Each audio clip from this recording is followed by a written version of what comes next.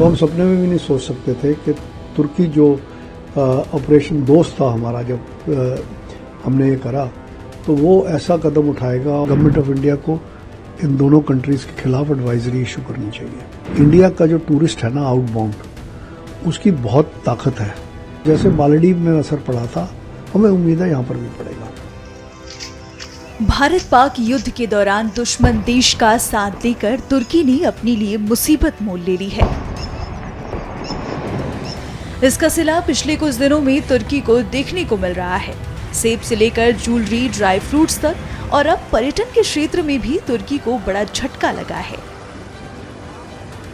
तुर्की जाने वाले पर्यटक बड़ी संख्या में अपनी बुकिंग्स कैंसिल कर रहे हैं।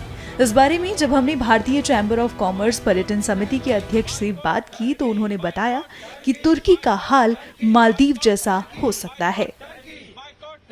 इंडियन चैम्बर ऑफ कॉमर्स की एविएशन एंड टूरिज्म कमेटी की तरफ से मैं अपने आर्म्ड फोर्सेस को मुबारकबाद देता हूं, अपने प्राइम मिनिस्टर को मुबारकबाद देता हूं कि ऑपरेशन सिंदूर बहुत सक्सेसफुल हुआ है।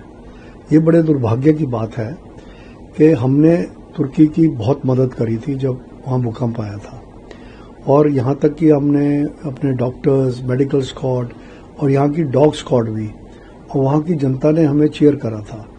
तो हम सपने में भी नहीं सोच सकते थे कि तुर्की जो ऑपरेशन दोस्त था हमारा, जब हमने ये करा तो वो ऐसा कदम उठाएगा और मतलब हमारे दुश्मन के साथ मिलके सारा काम करेगा।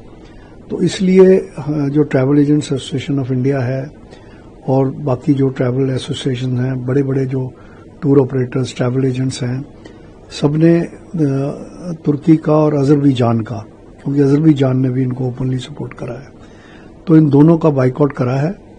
और हम इंडियन चैम्बर की तरफ से इन सारी एसोसिएशंस के साथ हैं, और उन्होंने ये भी कहा है कि भाई गवर्नमेंट ऑफ इंडिया को इन दोनों कंट्रीज के खिलाफ एडवाइजरी इशू करनी चाहिए। इंडिया का जो टूरिस्ट है ना आउटबाउंड, उसकी बहुत ताकत है, क्योंकि सिंगापुर टूरिज्म प्रमोशन बोर्ड के हिसाब से हम इंडियंस नंबर 1 पैसा खर्चते हैं शॉपिंग में।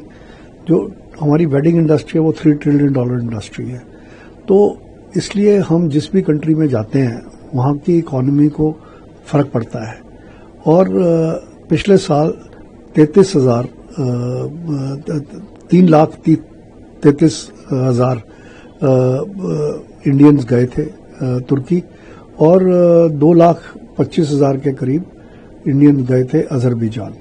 इन्होंने लाखों रुपए खर्च करे हैं फॉरेन एक्सचेंज में।